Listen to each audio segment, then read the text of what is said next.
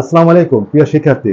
গত ক্লাসে আমরা এই যে দুইটা সূত্র দিয়ে আমরা এই 7টি অনুসিদ্ধান্ত কিভাবে বের করা যায়, কিভাবে এই 7টা অনুসিদ্ধান্তে রূপান্তর করা যায়, এই বিষয়ে আমরা বিস্তার আলোচনা করেছিলাম। আজকে আমরা আরো দুইটা সূত্র দেখি, যে দুইটা বর্গেরই সূত্র। সূত্র 3-এর বাম পক্ষটা আমরা পাচ্ছি a plus B into a minus B. এটা যদি আমরা বন্টন বিধি অনুযায়ী যদি এটাকে আমরা গুণ করে দিই, তাহলে কি আসে? এর সাথে এ গুণ করলে আসে এ স্কয়ার মাইনাস এ বি। আর এইখানে দেখো বি এর সাথে এ দুইটাই প্লাস আছে, তাহলে প্লাস এ বি। আর এখানে বি এর সাথে মাইনাস বি যদি আমরা গুণ করি, তাহলে আসবে হলো প্লাসে মাইনাসে মাইনাস বি, আর বি গুণ করলে বি স্কয়ার। তো দেখো এটা মাইনাস এ বি, এটা প্লাস এ বি, এটা কেটে গেল, থাকবে কি এ স্কয়ার মাইনাস বি স্কয়ার। তাহলে দেখো তো তোমার তৃতীয় সূত্রটি প্রমাণ হলো না? প্রমাণ হয়ে গেল। এটা আমাদের ডান পক্ষ।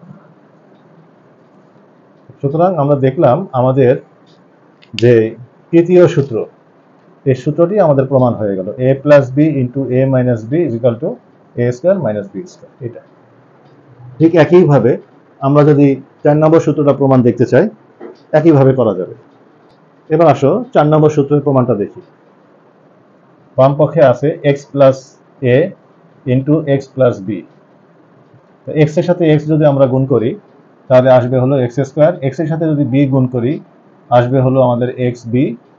এর সাথে যদি এক্স গুণ করি, এ এক্স। এর সাথে যদি আমরা বি গুণ করি, তাহলে আসবে হলো এ বি।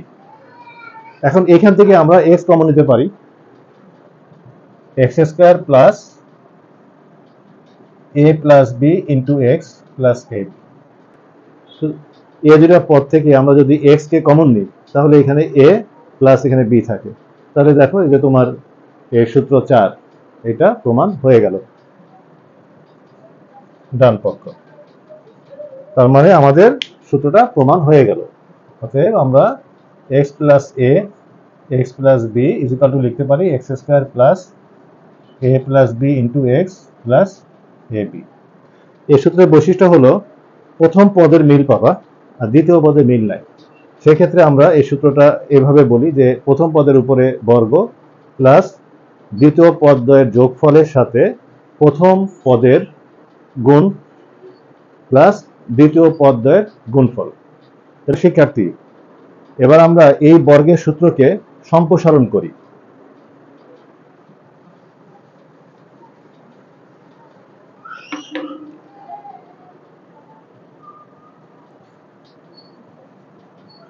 সূত্র 5-এ আমরা a plus B plus C এর হোল স্কয়ার, অর্থাৎ এখানে আমাদের পদ ছিল দুইটা, a প্লাস বি, আর এখানে আমাদের পদ হলো a plus B plus C এর হোল স্কয়ার।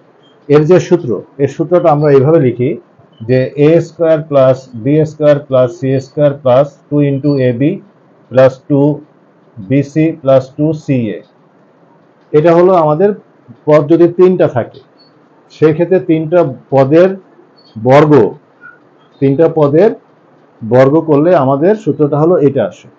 তাহলে এই সূত্রটা কিভাবে আসছে এটা আমরা প্রতিপাদন করে দেখি। তা এই সূত্রটা মূলত এই যে প্রথম সূত্র, এই সূত্র মাধ্যমে আমরা করতে পারবো। সেটা কিভাবে? এই যে বাম পক্ষ নিলাম a plus B plus C এর হোল স্কয়ার। এখন আমরা যদি এই দুইটা পদকে একটা পদ হিসাবে চিন্তা করি, যে a প্লাস বি, এখানে দুইটা পদ, এই পদটাকে আমরা একটা পদ হিসাবে চিন্তা করব, পাশাপাশি এটা আর একটা পদ। তাহলে এই দুইটা পদ আমরা যদি এইভাবে চিন্তা করি যে এই দুইটা এ বি নিয়ে হলো a প্লাস বি, এটা একটা পদ, সাথে হলো সি একটা পদ, এই দুইটার উপরে স্কয়ার। তাহলে আমরা চিন্তা করতে পারি না যে এটা হলো এ প্লাস এটা হলো বি, এর উপরে স্কয়ার আছে। তাহলে এখন দেখো তো, এখানে এ বি সি তিনটা আলাদা পদ ছিল, তা এই তিনটা আলাদা পদের যে কোনো দুইটা পদকে তোমরা যদি একটা পদ হিসেবে চিন্তা করো, তাহলে এটা একটা পদ এ প্লাস এটা হলো ধরো বি, তাহলে এ প্লাস বি হোল স্কয়ারের এই যে সূত্রটা, এই সূত্রটা তোমরা এখানে বসাতে পারবা। অর্থাৎ আমরা এটা এইভাবে লিখতে পারি, এটা যদি আমাদের এ হয়, এটা যদি আমাদের এ হয়, তাহলে এটা লিখতে পারবো এ স্কয়ার প্লাস 2a, আর এটা আমাদের b, b plus B square. দেখো তো এই যে সূত্র, এই সূত্রের সাথে এটা মিল আছে না? যে এইটাকে তুমি একটা a ধরে নাও, a প্লাস b আছে এখানে, কিন্তু তুমি এটা চিন্তা করো এটা a প্লাস এটা b, তাহলে কি হলো? এটা হলো a তার উপরে স্কোয়ার প্লাস 2, এটা হলো a into B plus B square, অর্থাৎ এখানে c আছে, c স্কোয়ার। তা এইভাবে তো লেখা যাবে। তার মানে আমাদের তিনটা পদ ছিল, এটাকে আমরা দুইটা পদ সমান একটা পদ ধরে নিলাম, আর একটা পদ এখানে রাখলাম। তাহলে এই দুইটা পদের বর্গ সমান প্রথম পদের বর্গ প্লাস 2 ইন্টু প্রথম পদ ইন্টু দ্বিতীয় পদ প্লাস দ্বিতীয় পদের উপরে বর্গ। এভাবে করা যাবে না? করা যাবে। তাহলে আমরা ফর্মুলাটা যদি ভুলে যাই অথবা আমাদের যদি মনে না থাকে, তাহলে আমরা কি করতে পারবো? এই 1 নম্বর যে ফর্মুলা আছে, এই ফর্মুলা দিয়ে আমরা এটাকে প্রতিপাদন করে নিতে পারবো। বোঝা গেল? তাহলে এখন আবার দেখো, এইটাকে আমরা a plus B whole square এর সূত্র হিসেবে যদি আমরা চিন্তা করি, তাহলে এটাকে লেখা যাবে a square plus 2ab plus B square. আর এখানে আমরা এটা পরস্পরের মধ্যে গুণ করে দিই, তাহলে দেখো কি হয়, 2ac আর 2bc আর এখানে c স্কোয়ার। তো এটা যদি একটু সাজিয়ে লেখা হয়, তাহলে এখানে a স্কোয়ার, এখানে প্লাস বি স্কোয়ার, এখানে সি স্কোয়ার, এই যে এখানে আছে 2ab, এখান থেকে নিলাম 2bc, এখানে হলো 2ce। তাহলে আমাদের এই ফর্মুলাটা এখানে প্রতিপাদন হলো না? তাহলে এই ফর্মুলাটা আমাদের সরাসরি মুখস্থ করার প্রয়োজন নাই, তাই না? আমরা কি করতে পারবো? এই 1 নম্বর ফর্মুলাকে ব্যবহার করে জাস্ট এই কৌশলটা আমার মাথায় রাখতে হবে, যে আমরা এখানে তিনটা পদ, তার মধ্যে দুইটা পদকে একটা পদ হিসাবে ধরে নিয়ে প্রথম সূত্রটা অ্যাপ্লাই করব, করে পরবর্তীতে এখানে যেটা জোড়া ছিল এই জোড়া পদটাকে আবার a প্লাস বি হোল স্কোয়ারের ফর্মুলা লিখে তারপরে আমরা এই ফর্মুলাটা প্রতিপাদন করতে পারবো। দেখো তো, তাহলে এটাই তো আমাদের ডান দিক হয়ে গেল, এটাই তো আমাদের ডান দিক, ডান পক্ষ। তাহলে আমাদের এই যে সূত্র, এই সূত্রটা প্রতিপাদন হলো না? তাহলে আমরা a plus B plus C এর হোল স্কোয়ারকে আমরা কি লিখতে পারবো? এই যে এটা, অর্থাৎ a square plus B square plus C square plus 2ab plus 2bc plus 2ca, এইভাবে লেখা যাবে। এই যে সূত্রটা, এই সূত্রটাকে আবার আমরা কি করতে পারি? তার সাইড পরিবর্তন করে আমরা আরো অনুসিদ্ধান্ত আকারে দেখাতে পারি।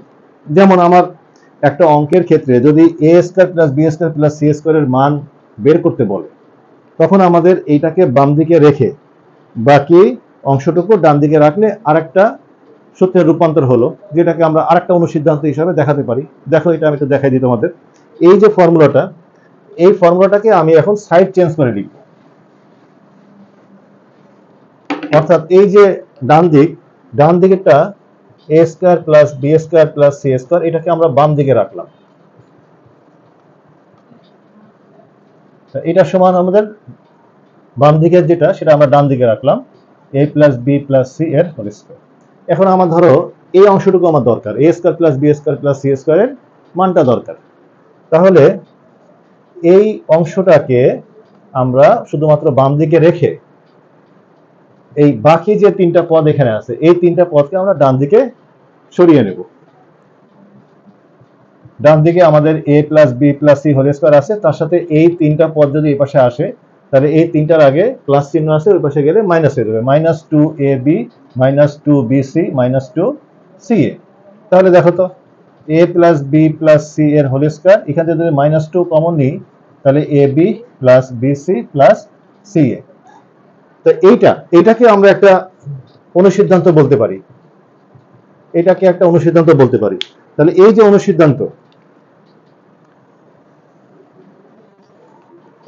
এই অনুসিদ্ধান্তটা আমাদের এই ফর্মুলা থেকে তো আসছে, এই ফর্মুলা থেকে আসছে, অর্থাৎ তিনটা পদের বর্গ, এটা থেকেই আমরা a square plus B square plus C স্কোয়ারের এই অনুসিদ্ধান্তটা আনতে পারি। একইভাবে আমরা আরেকটা অনুসিদ্ধান্ত এখানে আনতে পারি, সেটা হলো এই অংশটা আমি এখানে বাম দিকে রেখে দিয়ে, এই অংশটা আমি বাম দিকে রেখে দিয়ে 2 into ab plus 2bc plus 2ca বাম দিকে রেখে দিয়ে এইটাকে আমরা ডান দিকে নিয়ে যাই। ডান দিকে আমাদের a plus B plus C এর হোল স্কোয়ার আছে, আর এই অংশটা যদি আমরা বাম দিক থেকে ডান দিকে নিয়ে যাই, তাহলে এটা এই অংশটুকু এটা প্লাস অবস্থায় আছে, এই পুরো অংশটুকু আমরা এখানে মাইনাস দিয়ে এখানে বসা দিতে পারবো, বসিয়ে দিলাম। তাহলে এইটা আরেকটা অনুসিদ্ধান্ত। আমরা কাজ করতে পারি, এখান থেকে আমরা 2টা কমন নিতে পারি। অতএব 2 এখানে কমন নিলে ab plus bc plus ca is equal to, এটা লেখা যায় a plus b plus c এর whole square minus a square plus b square plus c square. এটা তাহলে এখান থেকে 2 কমন নিয়ে রাখলাম, রেখে এইটা দেখো আরেকটা অনুসিদ্ধান্ত হিসাবে আমাদের দেখানো যাবে। এটা আরেকটা অনুসিদ্ধান্ত। তাহলে এটা অনুসিদ্ধান্ত, এটাও একটা অনুসিদ্ধান্ত। তাহলে আমাদের এই যে সূত্র, এই সূত্রটা আমাদের আসছে হলো 1 নম্বর সূত্র থেকে আমরা প্রতিপাদন করে দিলাম। আর এই সূত্রটাকে শুধুমাত্র তাদের সাইড পরিবর্তন করে আমরা আরো 2টা অনুসিদ্ধান্ত পেয়ে গেলাম। যখন আমাদের অঙ্কে a square plus b square plus c স্কয়ারের মান চাবে, তখন আমরা এই অনুসিদ্ধান্তটা ব্যবহার করব। আর যখন আমাদের 2 into ab plus bc plus ca এটার মান দরকার হবে, তখন আমরা এই অনুসিদ্ধান্তটা ব্যবহার করব। আর যদি আমাদের সরাসরি a plus b plus c এর হোল স্কয়ারের মান দরকার হয়, তাহলে আমরা এই সূত্রটা ব্যবহার করব। এই বর্গের যে সূত্র, সেই সূত্রটা আমরা প্রতিপাদন করে দেখলাম এবং ওই সূত্রের রূপান্তরগুলো আমরা দেখলাম। ঠিক আছে, তাহলে আমাদের মোটামুটি বর্গটা এই ভিডিওতে আমরা কমপ্লিট করলাম। তার মানে তোমাদের কাছে এটা বলতে চাচ্ছি যে তোমরা সরাসরি সূত্র বা এই অনুসিদ্ধান্ত এগুলো মুখস্থ না করে তোমরা এটা কিভাবে তৈরি করা যায়, এই প্রক্রিয়াটা তোমরা এটা নিয়ে ভালোভাবে চিন্তা ভাবনা করো, এটাই ভালো করে বোঝার চেষ্টা করো।